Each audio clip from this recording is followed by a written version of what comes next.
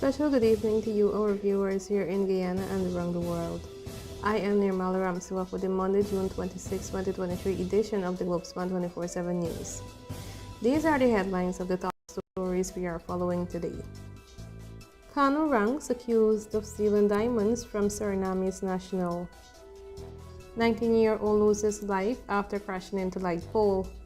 Guyanese vanishes in Trinidad and Tobago. Shamina Perrone crowned Miss Guyana Culture Queen 2023. Latin woman busted with $3 million worth of marijuana.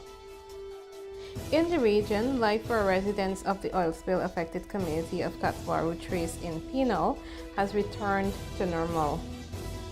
And internationally, mother and wife of Titanic sub-victims speaks to BBC.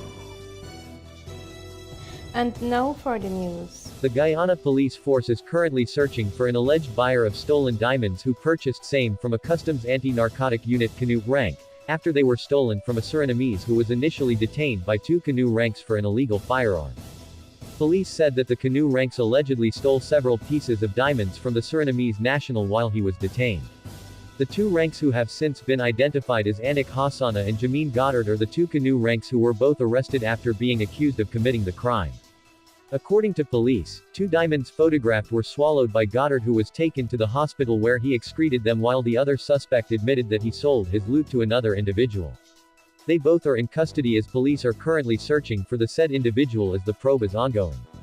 19-year-old Mario Adams lost his life in an accident that occurred at around 1:30 hours at Bushlot Public Road on the Essequibo coast, on Sunday.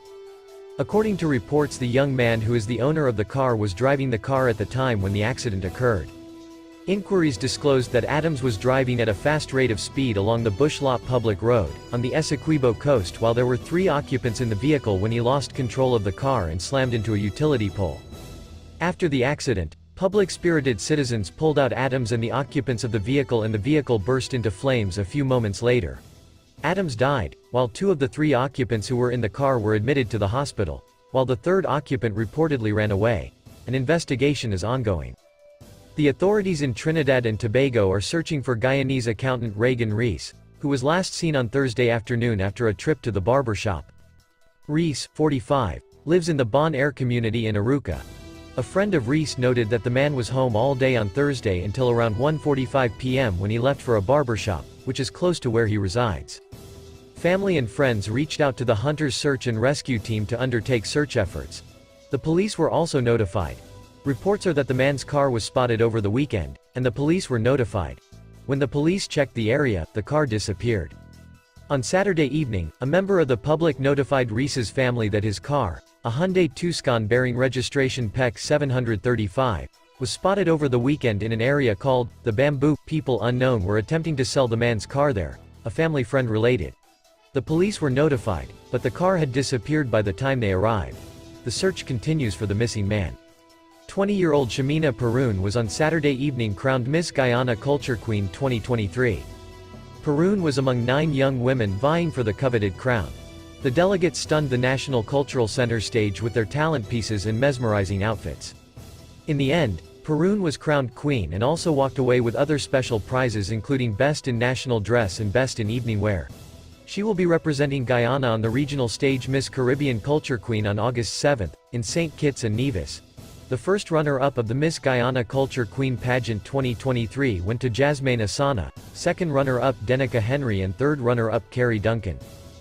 The Customs Anti-Narcotics Unit, CANU, on Saturday busted a Lethem woman, Lorlyn Nadine Jefferies, with $3 million worth of marijuana. A CANU release stated that the bust was made during an operation at the woman's home at Tabatinga, Lethem, Region 9. Ranks found 9 plastic-wrapped parcels of suspected cannabis. She was arrested and the drugs tested positive for marijuana, and amounted to approximately 10 kilograms, about 22 pounds, with a street value of approximately $3 million, Guyana dollars, CANU stated. Investigations are ongoing. Good morning, I'm Suni Gray with Headline News on CNC3. Life for residents of the oil spill-affected community of Katwaru Trace in Penal has returned to normal. CNC3 News visited the community Sunday, and residents tell us there's been no reemergence of the oil slick snakes that invaded their properties after the oil spill on June 12th. They're giving Heritage Petroleum a thumbs up for their response. With respect to the cleanup process, the fellas and them did an excellent job from Heritage. It was real good. They keep coming, they're checking with you to make sure everything is okay. With the neighbors, everything. The paramedics come, check pressure, whatever. Penal residents are calling for urgent repairs of a bridge at Suchet Trace. Half of the railing on one side of the bridge was damaged and is hanging down into a major river after a car crashed into it on Saturday morning. The bridge is narrow and the driver was allegedly attempting to overtake another vehicle immediately before the accident. Now residents say it poses a danger to commuters and pedestrians. Besides the age of repair, we need a walkway like for little children to walk across and wherever. Big people too. Me, everybody to walk across. Long time they had only one car could have passed in the bridge. They had a walkway.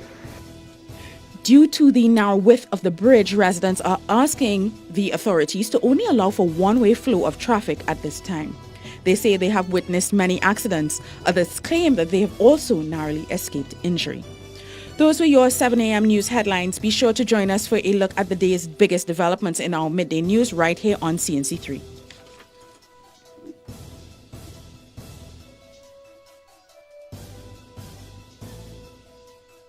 We're going to turn now to the aftermath of that underwater tragedy near the wreck of the Titanic last week, because for the first time we are hearing from a family member who lost both her son and her husband on the Titan submersible. It imploded on its way down to the wreck, and all 5 people on board are presumed dead. In an exclusive conversation with our partners at the BBC, Christine Dawood said the dive had been a big adventure for her entire family. I was really happy for them because both of them, they're really wanted to do that for a very long time. So it was supposed to be Shahzada and I going down. But then I stepped back and gave the space to Suleiman because he really wanted to go. The other victims include another paying guest, a renowned Titanic expert, and the submersible's owner. The U.S. Coast Guard and Canada's Transportation Safety Board are now investigating the cause of the accident.